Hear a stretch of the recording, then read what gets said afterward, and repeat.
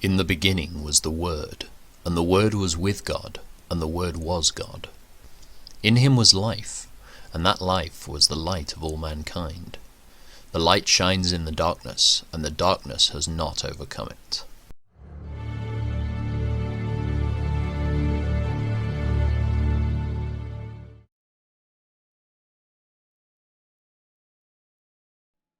On January 15th, during the 9th year of King Jehoiachin's captivity, this message came to me from the Lord.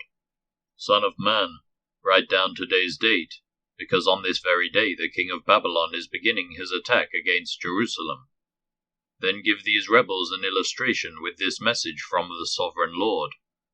Put a pot on the fire, and pour in some water. Fill it with choice pieces of meat, the rump and the shoulder, and all the most tender cuts.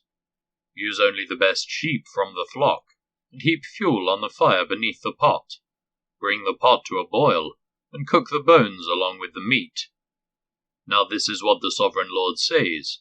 What sorrow awaits Jerusalem, the city of murderers. She is a cooking pot, whose corruption can't be cleaned out. Take the meat out in random order, for no piece is better than another. For the blood of her murders is splashed on the rocks. It isn't even spilled on the ground where the dust could cover it. So I will splash her blood on a rock for all to see, an expression of my anger and vengeance against her. This is what the sovereign Lord says. What sorrow awaits Jerusalem, the city of murderers. I myself will pile up the fuel beneath her. Yes, heap on the wood. Let the fire roar to make the pot boil. Cook the meat with many spices, and afterward burn the bones. Now set the empty pot on the coals. Heat it red hot. Burn away the filth and corruption. But it's hopeless. The corruption can't be cleaned out. So throw it into the fire. Your impurity is your lewdness and the corruption of your idolatry. I tried to cleanse you, but you refused. So now you will remain in your filth, until my fury against you has been satisfied. I, the Lord, have spoken. The time has come, and I won't hold back. I will not change my mind, and I will have no pity on you. You will be judged on the basis of all your wicked actions, says the sovereign Lord. Then this message came to me from the Lord. Son of man, with one blow I will take away your dearest treasure. Yet you must not show any sorrow at her death. Do not weep. Let there be no tears. Groan silently, but let there be no wailing at her grave. Do not uncover your head or take off your sandals. Do not perform the usual rituals of mourning, or accept any food brought to you by consoling friends. So I proclaimed this to the people the next morning, and in the evening my wife died. The next morning I did everything I had been told to do. Then the people asked, "What does all this mean? What are you trying to tell us?" So I said to them, "A message came to me from the Lord, and I was told to give this message to the people of Israel. This is what the sovereign Lord says. I will defile my temple, the source of your security and pride, the place your heart delights in. Your sons and daughters whom you left behind in Judea will be slaughtered by the sword.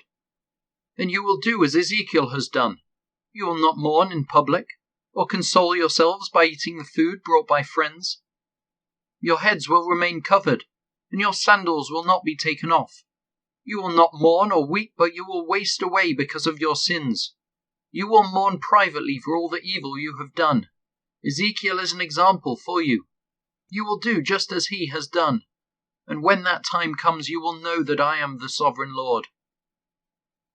Then the Lord said to me, "Son of man, on the day I take away their stronghold, their joy and glory, their heart's desire, their dearest treasure, I will also take away their sons and daughters. And on that day a survivor from Jerusalem will come to you in Babylon and tell you what has happened. And when he arrives, your voice will suddenly return, so you can talk to him, and you will be a symbol for these people. Then they will know that I am the Lord." Then this message came to me from the Lord. "Son of man, turn and face the land of Ammon and prophesy against its people. Give the Ammonites this message from the sovereign Lord. Hear the word of the sovereign Lord. Because you cheered when my temple was defiled, mocked Israel in her desolation, and laughed at Judah as she went away into exile. I will allow nomads from the eastern deserts to overrun your country. They will set up their camps among you, and pitch their tents on your land. They will harvest all your fruit, and drink the milk from your livestock. And I will turn the city of Rabbah into a pasture land for camels, and all the land of the Ammonites into a resting place for sheep and goats. Then you will know that I am the Lord. This is what the Sovereign Lord says, because you clapped and danced and cheered with glee at the destruction of my people. I will raise my fist of judgment against you. I will give you as plunder to many nations. I will cut you off from being a nation, and destroy you completely. Then you will know that I am the Lord. This is what the Sovereign Lord says, because the people of Moab have said that Judah is just like all the other nations. I will open up their eastern flank, and wipe out their glorious frontier towns, Beth-Jeshimoth, Baal-Meon, and Kiriathaim. And I will hand Moab over to nomads from the eastern desert, just as I handed over Ammon. Yes, the Ammonites will no longer be counted among the nations. In the same way, I will bring my judgment down on the Moabites. Then they will know that I am the Lord. This is what the Sovereign Lord says. The people of Edom have sinned greatly by avenging themselves against the people of Judah. Therefore, says the Sovereign Lord, I will raise my fist of judgment against Edom. I will wipe out its people and animals with the sword. I will make a wasteland of everything from Teman to Dedan. I will accomplish this by the hand of my people of Israel. They will carry out my vengeance with anger, and Edom will know that this vengeance is from me. I, the Sovereign Lord, have spoken. This is what the Sovereign Lord says. The people of Philistia have acted against Judah out of bitter revenge and long-standing contempt. Therefore, this is what the Sovereign Lord says. I will raise my fist of judgment against the land of the Philistines. I will wipe out the Kerethites, and utterly destroy the people who live by the sea. I will execute terrible vengeance against them, to punish them for what they have done. And when I have inflicted my revenge, they will know that I am the Lord. On February 3rd, during the 12th year of King Jehoiachin's captivity, this message came to me from the Lord. Son of man, Tyre has rejoiced over the fall of Jerusalem, saying, Ha! She who was the gateway to the rich trade routes to the east has been broken, and I am the heir. Because she has been made desolate, I will become wealthy. Therefore, this is what the Sovereign Lord says. I am your enemy, O Tyre, and I will bring many nations against you. Like the waves of the sea crashing against your shoreline, they will destroy the walls of Tyre, and tear down its towers. I will scrape away its soil and make it a bare rock. It will be just a rock in the sea, a place for fishermen to spread their nets. For I have spoken, says the Sovereign Lord. Tyre will become the prey of many nations, and its mainland villages will be destroyed by the sword. Then they will know that I am the Lord. This is what the Sovereign Lord says. From the north I will bring King Nebuchadnezzar of Babylon against Tyre. He is King of kings, and brings his horses, chariots, charioteers, and great army. First he will destroy your mainland villages.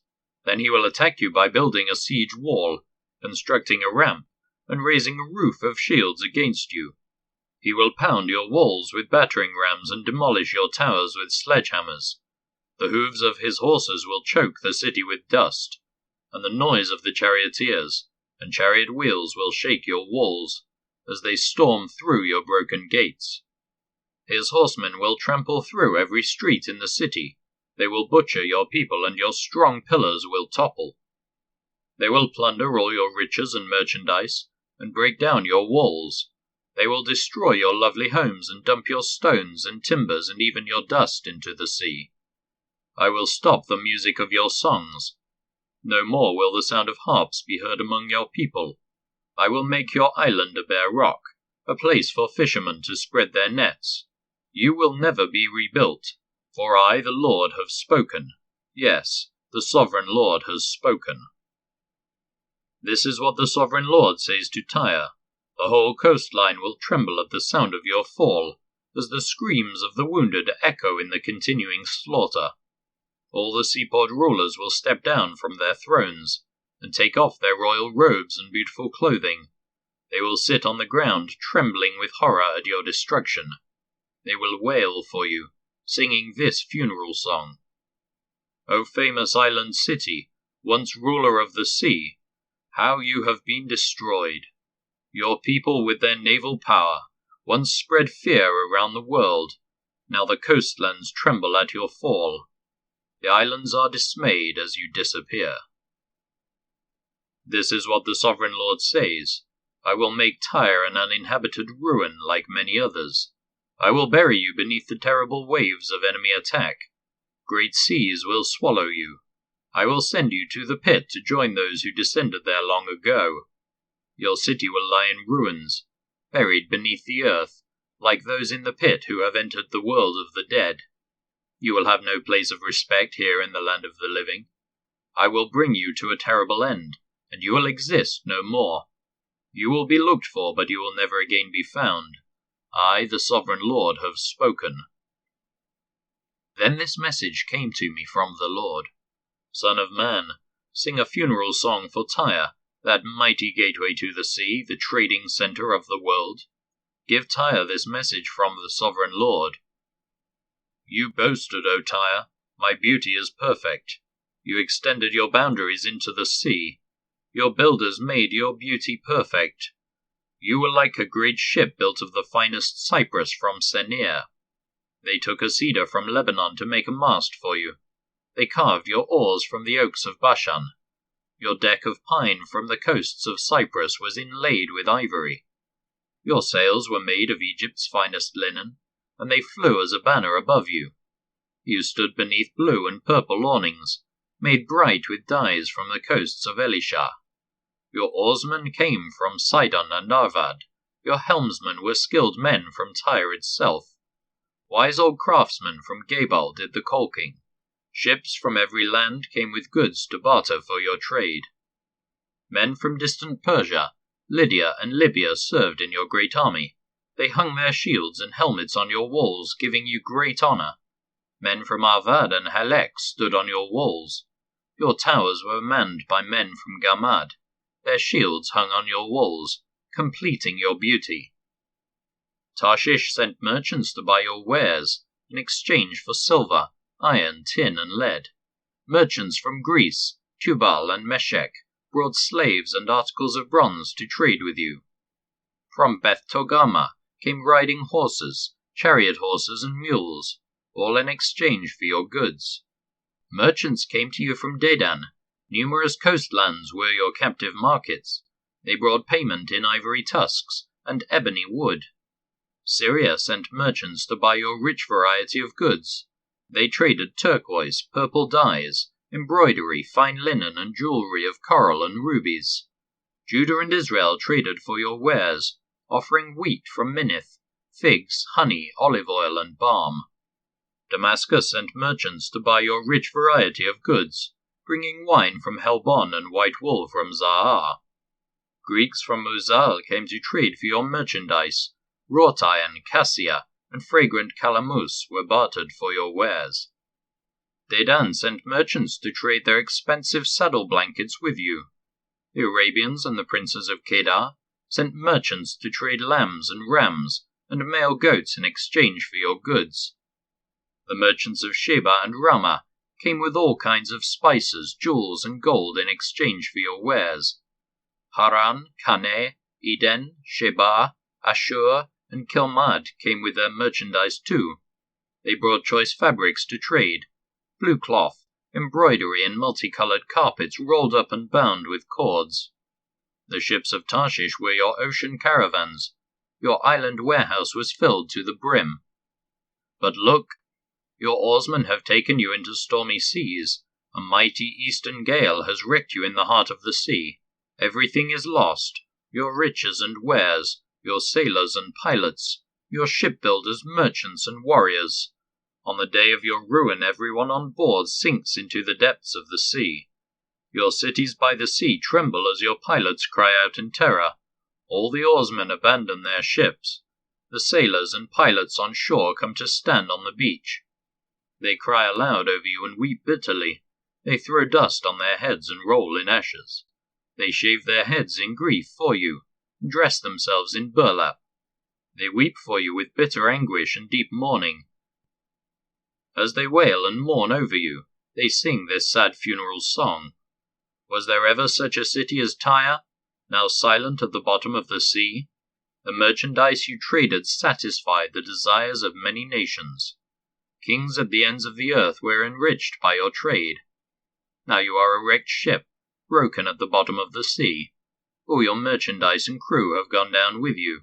All who live along the coastlands are appalled at your terrible fate. Their kings are filled with horror and look on with twisted faces. The merchants among the nations shake their heads at the sight of you, for you have come to a horrible end and will exist no more.